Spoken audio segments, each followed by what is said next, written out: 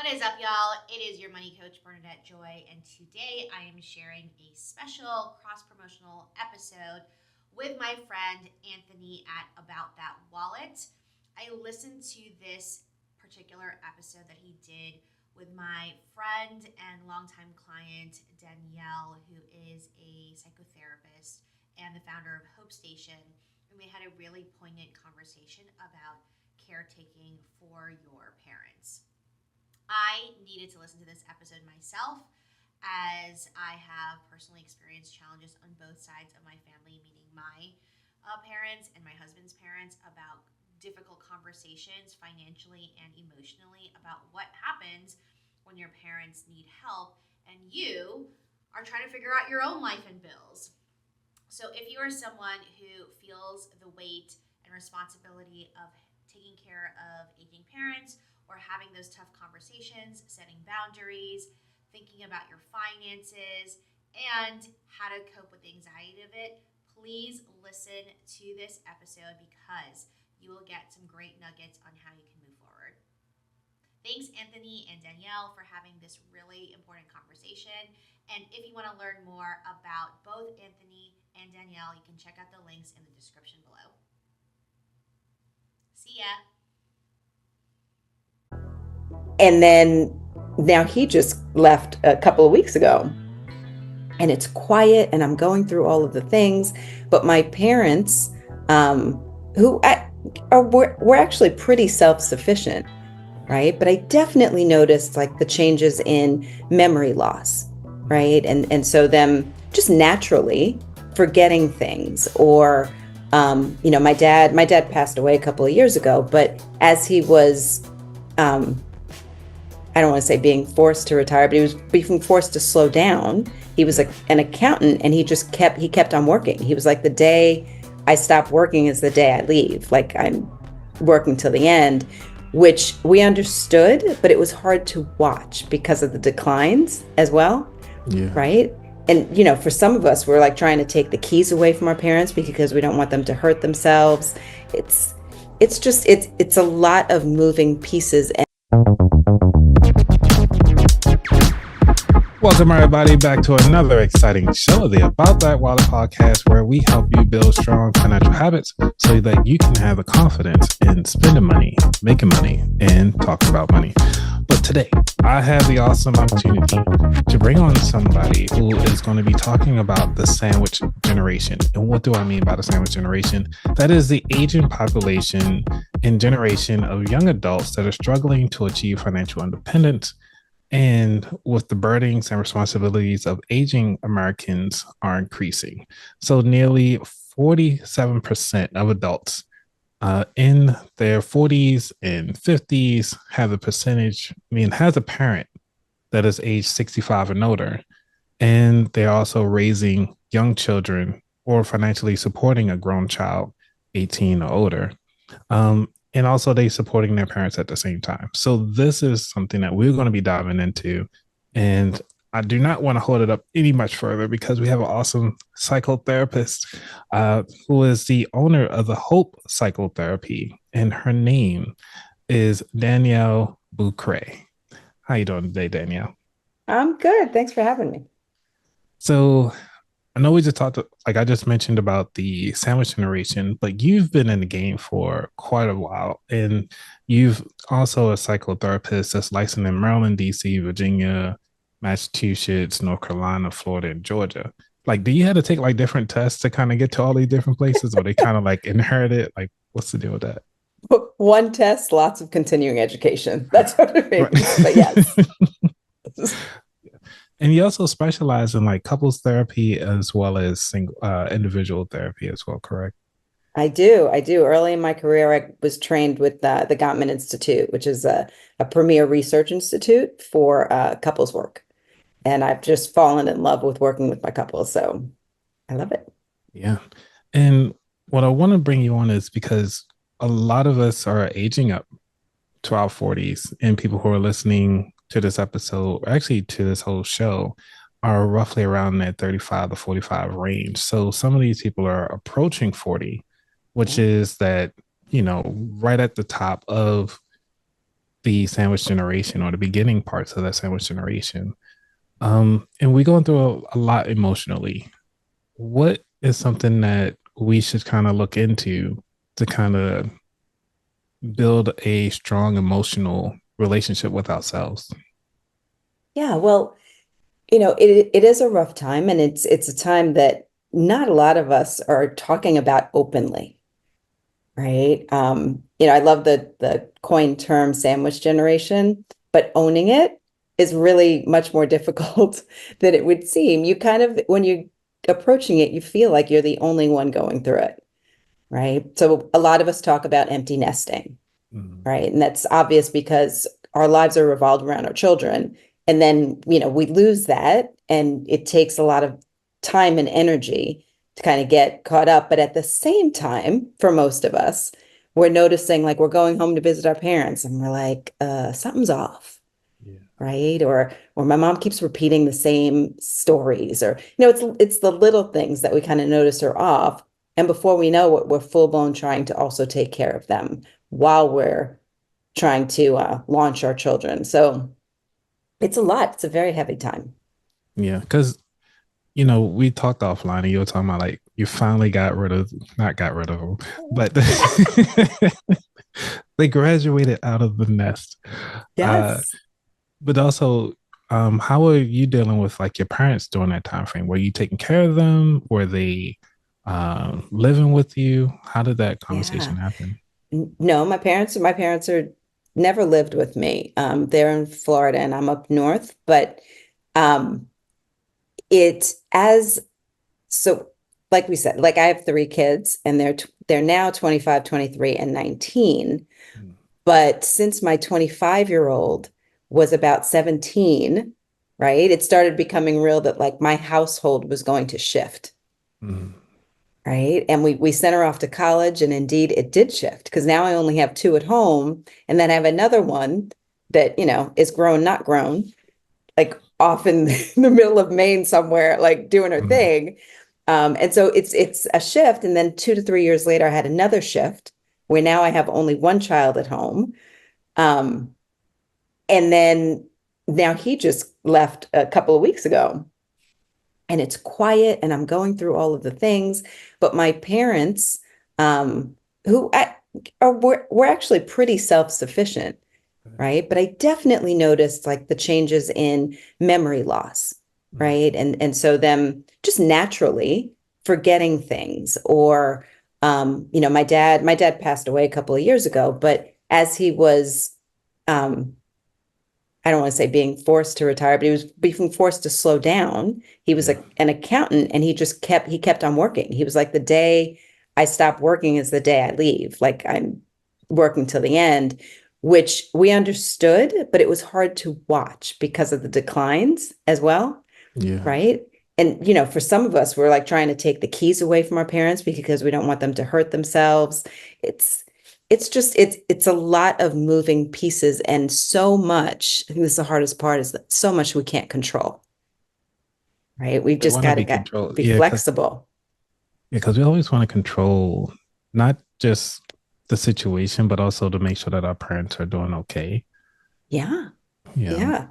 It's important, but we actually get the skills for those of us that are sandwiching, right? When our kids are growing up, right? In order to have a healthy relationship with them as they're trying to gain their independence, it's really important that we kind of loosen the reins a little bit, Mm. right? So that a kid at 8, 9, 10, when we're controlling all of the things and all of the activity, at 13, 14, 15, they don't really want us to control anything. So we try and hold on to a little, as much as we can, right? And at 16, 17, we actually have to let go of control.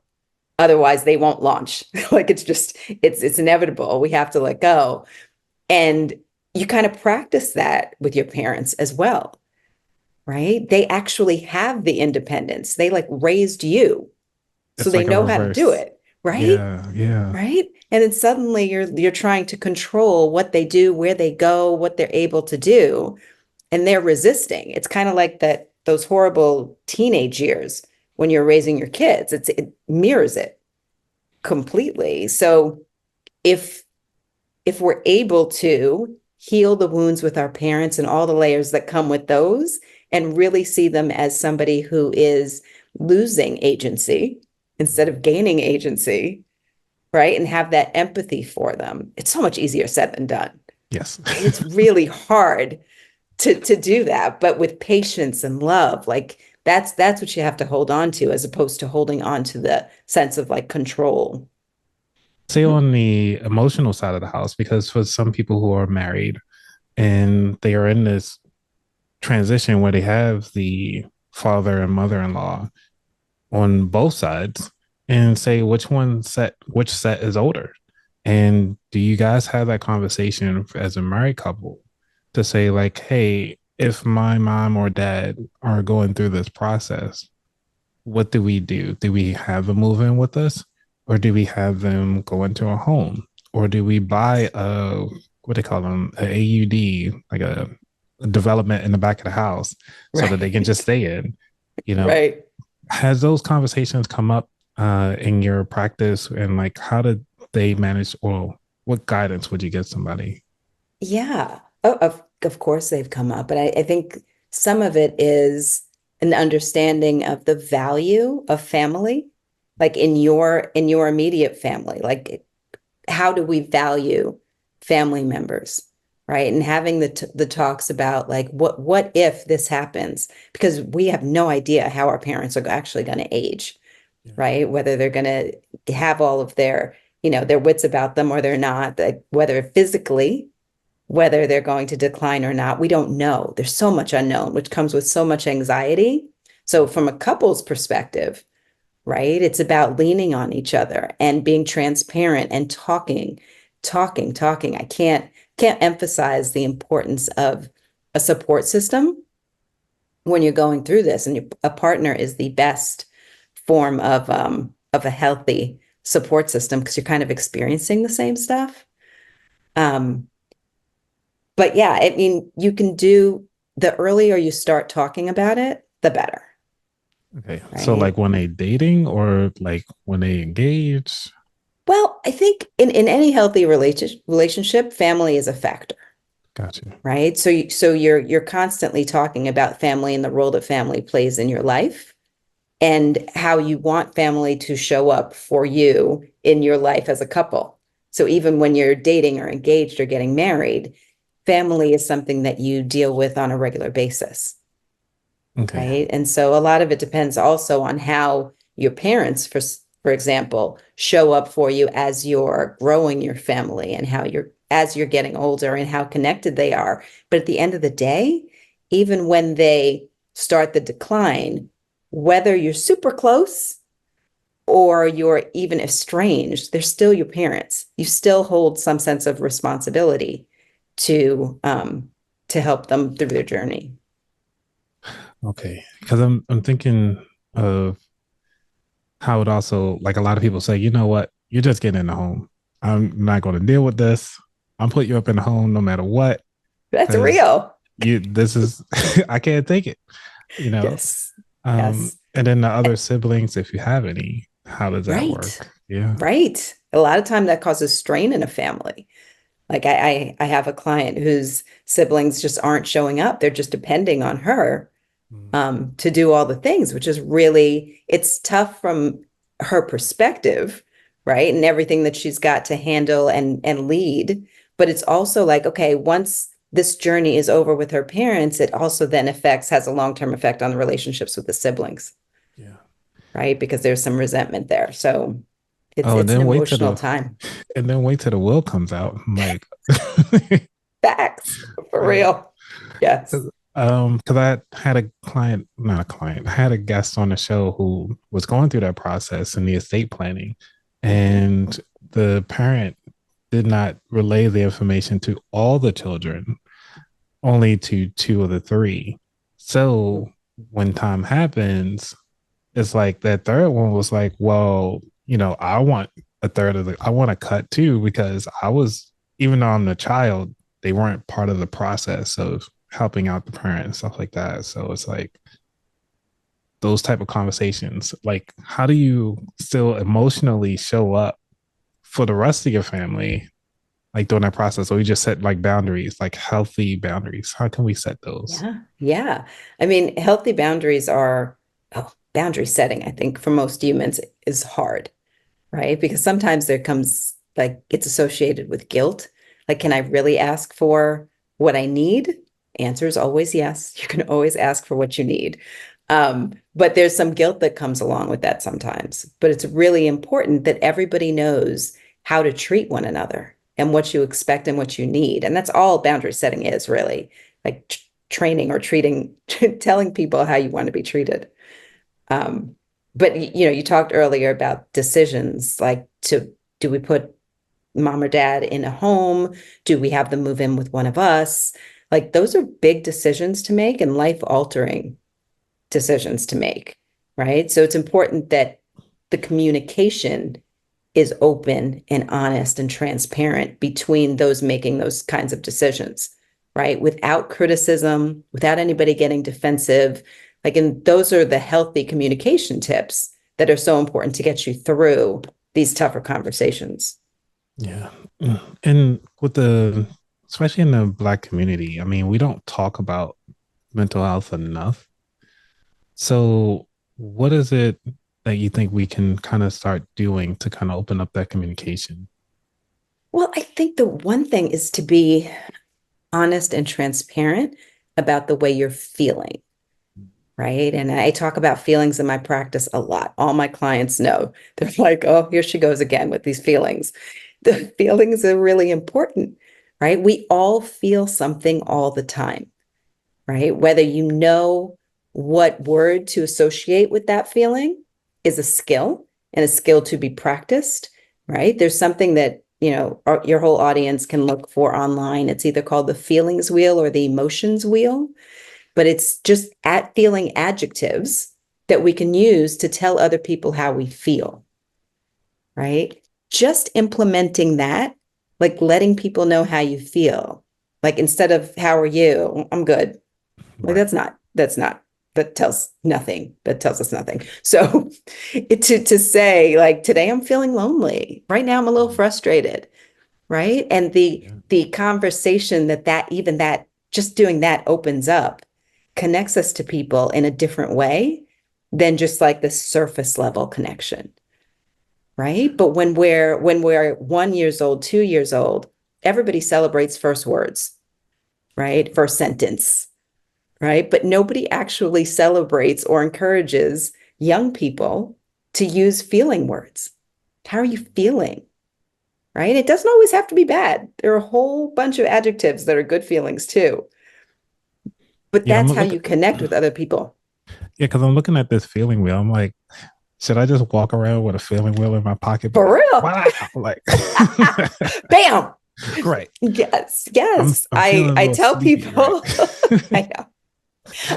I encourage people to print it out and put it on your refrigerator, Ah, especially people with families, mhm, because when the kids are going from like 9 years old to 14, 15, and they're having a lot of trouble with their emotions, mm. like managing them, a lot of that is because they don't have those feeling words, right? So they bottle it all up inside and they get pissed off that nobody understands them.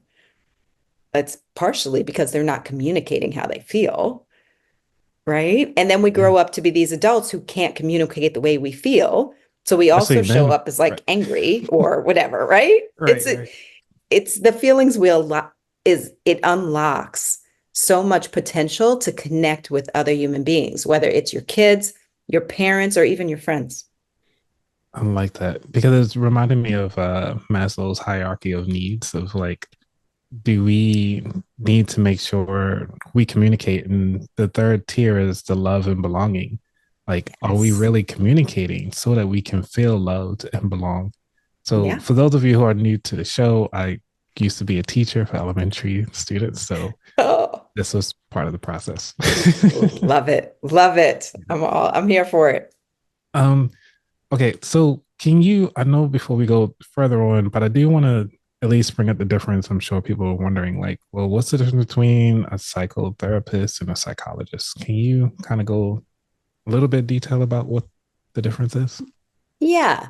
Um, There isn't a lot of difference in the practice of a psychologist or a psychotherapist, right? I went to school, I got my master's in social work, clinical social work, right? A psychologist obviously gets a master's in psychology, right? So it's the classes, it's the academics, it's the curriculum that has a little bit of variance, but when it comes to the practice between a psychologist and a psychotherapist, in my case, a social worker, what we can offer is very similar, right? Because we go on, I mentioned earlier, you mentioned all the states that I have licenses in. I was like, it just means I have a lot of continued education. Is that I continue to educate myself in different ways to help my clients. And at the end of the day, the psychologists are doing the same. So we're very similar. It's the psychiatrist that that prescribes medication. And so that by function, they are different. But me and a psychologist, we're pretty similar. Okay. So like if they come to you first and then they can go to like a psychiatrist to get the medication that if they need it. If they need it. Okay. And you're actually there to help them out before they need the medication. Like, do you really some people choose to start medication and talk therapy at the same time, and that's great. Other people come to a talk therapist first, and then to get an idea of maybe what they're dealing with and whether or not they need medication. Not everybody, wants to be on medication or is open to taking medication. So that's something that we would talk through as well. Like, how do we build that confidence in ourselves before we just go out and say, like, you know what, mom, stand in my ground. This is the way it's going to be. And this is the way how you're going to treat me going forward. Yeah. Confidence is a tricky one because it is so ingrained in the way you were raised in your childhood experiences, and as a psychodynamic therapist, I really believe in the connection between who we are today and how we were raised and the people that influenced us. It all kind of comes together. For confidence, we have to remember that our feelings and our thoughts are connected. And then the culmination of that will determine our behavior, right? So if I show up or I behave as not confident, it's not because I want to be. It is because my thoughts are dictating how I feel, right? So I often tell people, you've got to journal. Journaling isn't a diary. It's to reflect on the way you're feeling and what you're thinking, right? And so if we're really aware of what we're thinking, then we can change that. You can't change the way we feel. Right. Right. I feel what I feel. I feel what I feel when I feel it, period.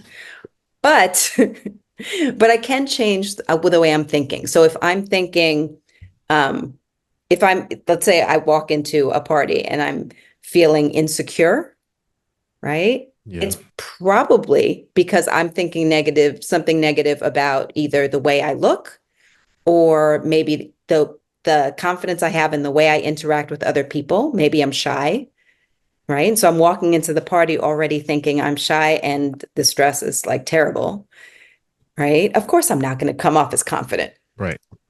Right. But if I change my mindset and I'm like, okay, actually, this dress is everything. And people like me. I am likable. I'm funny. I'm all the things.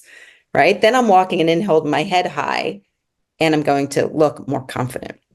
So it's all really connected to what I'm thinking inside. And the only way to really understand that is to journal it or spend some time talking about it. Okay. Yeah. Practice in the dark before you bring it out to the light. Got you. Facts. Yes. Because one of the things that we have is anxiety coming up when we don't know what to deal with our parents as we get older. How do we, because you mentioned communication earlier and how to actually become better communicators about our feelings. We talked about communicating of, where they're going to stay, how they're going to continue on to live. But sometimes we just don't know. And how do we kind of quiet down anxiety? I'm not going to say we get rid of it because it you can never really get rid of it, but how can we quiet the noise of the Right. unknowns? There are a couple of things. I mean, and for everybody, it's different. But anxiety kind of means we're allowing our brain to be 10 steps ahead of us, Mhm. right? And we're making up the 10 steps, like, because we don't know. And it's that unknown that makes you feel so anxious, right? And so the answer is not making it up. The answer is not assuming, because most of the time when we assume, it's negative, That's right? true. And we don't actually know that that's what's going to happen. So the idea is to reel it back in and stay present, right? And so we talk about being present and being mindful, right? The more mindful activities you can do, the better. And it doesn't always have to include a yoga mat and, like, a sound bath. Like, it doesn't have to be that level. Can be, but it doesn't have to be. Mindfulness can be in the form of like a walk where you're present and you're not on your phone, but you're looking at the birds and the trees, and you're really paying attention to what's right in front of you. There's this thing called mindful eating, right? And I often describe it, it's like if you eat an orange, to actually be present enough to recognize that when you pierce the skin of an orange, it kind of makes a little sound, right? If you can be that in tune with that experience, then you know you're completely present. So the more activities you can do in that way, in general, the better, right? The other thing is something we carry with us all the time, and that's breathing. Oh, I was Right? about We to say our phone. have to breathe. Thank you. Not the iPhone. Okay. Thank you. Yes, we do have to breathe. Yes, we do have to breathe. And so when you get anxious, the heart rate goes up. Like, physiologically, your heart rate goes up. The only way to bring that down is to do some deep breathing, right? So a lot of people roll their eyes when you're like, you have to breathe. It's so true. Physiologically, that is the way to take care of your body. And it's not like when I'm talking to hyperventilating, like, I'm not talking fast breathing, I'm talking slow breathing, right? In and out. I like to count in terms of 8, like deep inhale for 8 counts and out for 8 counts. Okay, Not that's everybody, slow. Yeah. it's really slow, right? Because you have to let it out a little bit at a time. And if your mind is focused on doing that, then it really can't focus on anxious thoughts, right? So for a little while, you get a break and you're really taking the time to get that heart rate down so that you can think. Because with an elevated heart rate, you're using the wrong part of your brain and there's no rational thoughts going on. So we've got to make sure to get that in check. You Practicing my breathing? breathing. Yeah, I was breathing. I was like, all right, let's count 8. It's like, ugh. It's harder than it thinks, than you think. It's like I do a count in for 3, out for 3. That's your challenge for the week. 8. Yes. I want you to get to 8. Okay. And I'm gonna do a recording on Instagram so y'all can account with me too. So we're gonna get it together. Great. All right. We got the third segment here, which is the features. And this is about you. So what skills or habits that you feel is going to take you to the next level? Well, for me, it's about being this is my second career. Mm-hmm. I was in corporate America in marketing for a couple of decades. So this for me is my, Danielle 2.0. Love it.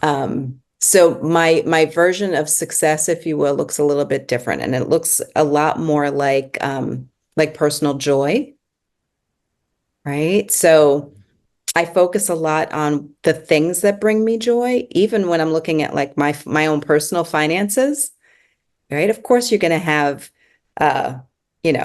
mortgage and I don't know, even gas and all the bills that are like, okay, I have to do this. Adulting. Right. Yeah, all that.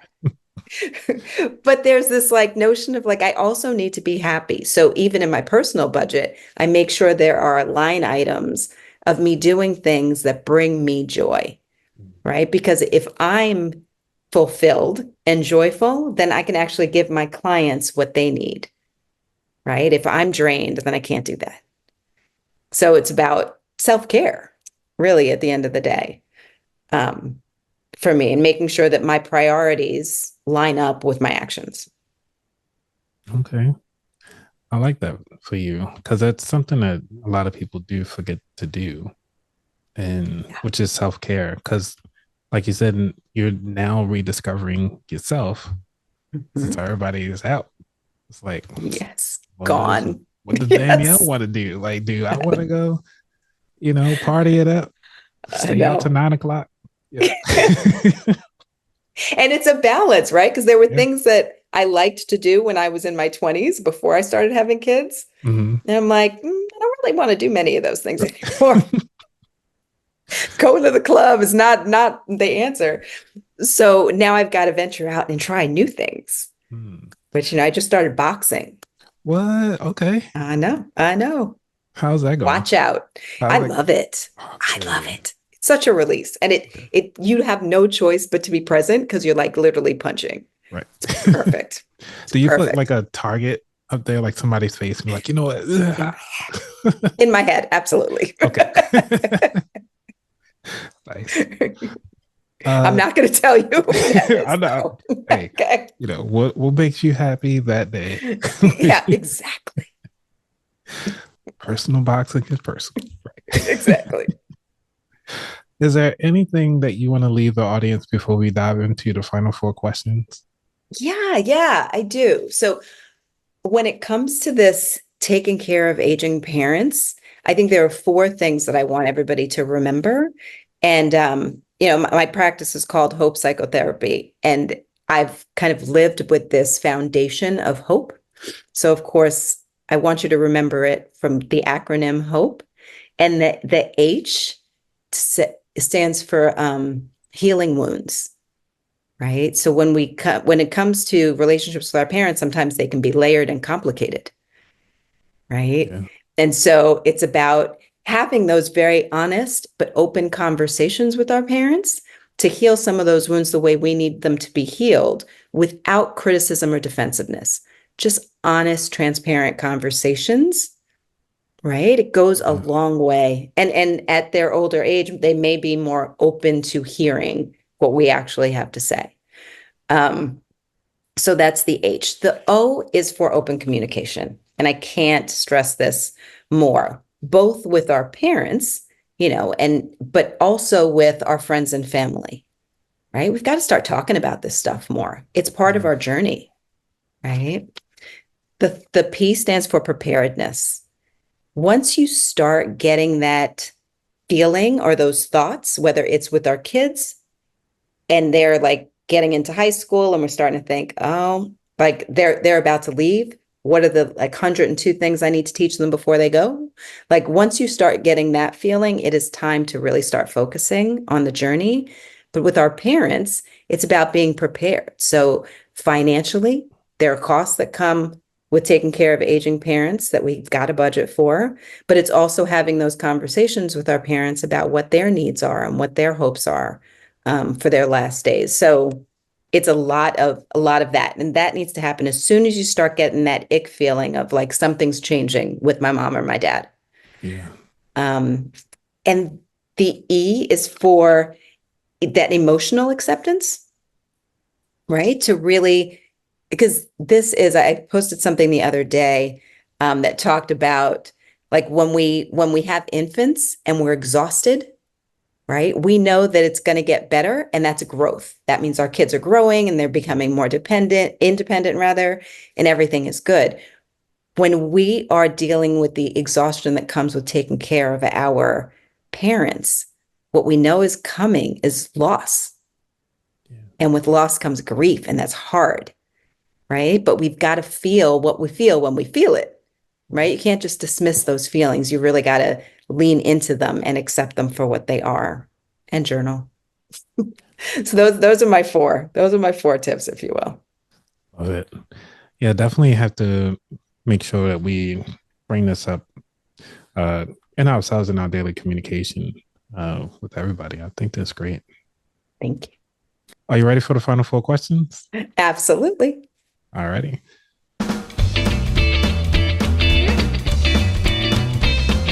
Number 1, what does wealth mean to you? For me, wealth is being able to live my life aligned with my actual values and priorities without fear, without concern of my own like security and safety. Number 2, what was your worst money mistake? I think my worst money mistake is probably, and I still struggle with it, to be honest with you. It is trying to do too much at the same time, right? Whether it's spending or paying off debt. It's like I tend to, right? If I have like 3 credit cards, I might put like 100 on each. Right. And so they're eventually all going down, but really slowly, as opposed to just focusing in on one and getting it done. Yeah. And so it's that focus on mini goals, if you will, that I struggle with just being able to do that. Yeah, we can dive into that later. That's great. Okay. Number 3, what is your favorite financial or non-financial book? Okay, so I think I have 2. Okay. So I cheated. But one is Crush Your Money Goals by Bernadette Joy. Because her program, the way she lays it out, is so simple, but it also has helped me transform my financial habits in a way that feels really good. There you go. It's upside down, but yes, Okay, there you go. Okay. Yes. It is upside down. It is upside down. There she goes. There Yes, she goes. And then my other one is actually a book that was given to me a couple of months ago called Happy Money. And it's by Ken Honda. And in this book, he describes so well the difference between happy money and unhappy money. So what I talked about earlier about like rent, mortgage, all those things, like the adulting expenses, right? That's the unhappy money, right? But the happy money is that stuff that brings me joy, the stuff that I can afford to do and put in my budget that brings me joy and fulfillment as a human. And so I can't lose that connection to the happy money as well. Love it. Yeah, I might have to, because I do book giveaways just about every quarter. And so Bernadette Joy's book was recent. That's why I had a book. I love it. But Happy Money, I would definitely look into giving that book away as well. It looks really cool.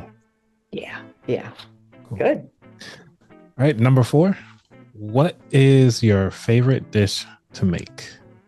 Okay, so kind of no surprise here. So the no surprise part is the why. So I have to say, I love to bake, but when we talk about food, my favorite dish to make is lasagna. And yes, I love Italian food, but it's mostly because of the process, right? It takes time to layer everything together, and it's just the process that is mindful, right? I kind of have to focus and do it right. I do tend to go heavy on the meat, lower on the cheese, but that's okay. You do you.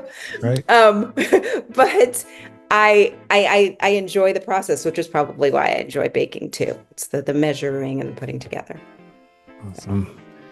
Yeah. Wow. Yeah. I mean, I have to try that lasagna out one day. You're like, hey, Yeah. I got a empty stomach. I know. I made you a little something. Right. That's some self-care that need to happen. Self-care lasagna. I love it. It's a thing. Yeah.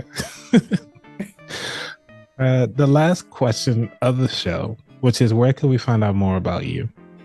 Sure. So I have a website. It's called myhopestation.com. And my clinical practice is on there, but we also have events and workshops that I promote there. You can also sign up for my newsletter on that website. I have a bi-weekly newsletter that has things for couples. It has things for individuals and a review of like journal prompts A lot of people don't journal because they're like, I don't know what to write. So I help with that as well. And then on my Instagram, which is at My Hope Station as well, is every Thursday, I give you a journal prompt to just help you out a little bit to get through proper reflection on some key topics. Thank you so much for coming on the show today, Danielle. Greatly appreciating learning all of the things that you have going on. And, I'm sorry, I didn't even do your proper title, Dr. Danielle.